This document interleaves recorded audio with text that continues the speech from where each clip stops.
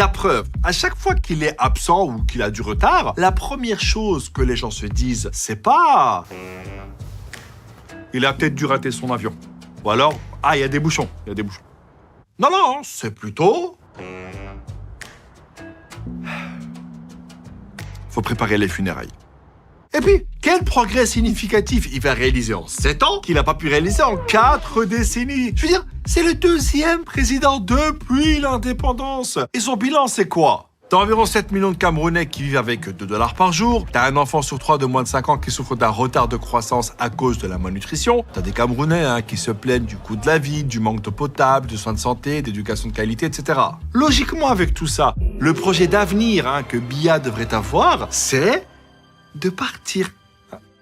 Il faut partir, monsieur, s'il vous plaît.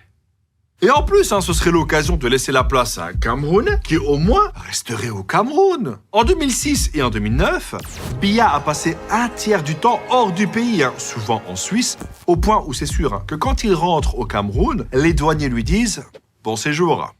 D'ailleurs, le mec est tellement en confiance qu'il était encore en Suisse avant l'élection. Finalement, il est revenu au pays et dis-toi qu'il a tenu son premier meeting de campagne seulement 5 jours avant le vote. Et face à Biya, il y avait 11 candidats et le plus prometteur, c'était son ancien ministre Issa Chiroma, qui a presque 80 piges et qui a passé 20 ans dans la majorité présidentielle. Et le mec, il a déjà revendiqué une victoire écrasante.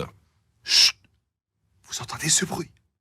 Ça, c'est le bruit du début d'une crise post-électorale. Après, je critique, mais en vrai, durant ses nombreux mandats, il y a une chose qu'il a réussi.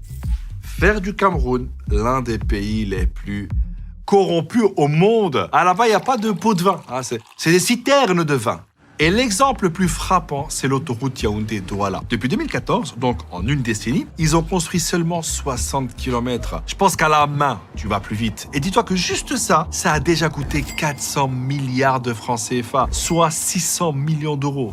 Selon la Banque mondiale en 2018, un projet routier coûtait 6 fois plus cher au Cameroun qu'ailleurs en Afrique. Ah ouais, là, la corruption au Cameroun, je crois qu'elle est fatiguée, elle a des cernes, elle est en train de faire un burn-out.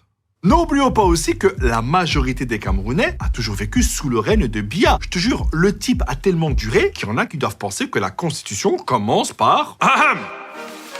Au commencement, Paul Biya créa le Cameroun. Et vu que ces 20 dernières années, il a gagné à chaque fois avec plus de 70% des voix, il y a des chances qu'il soit réélu. Et puis j'ai une question.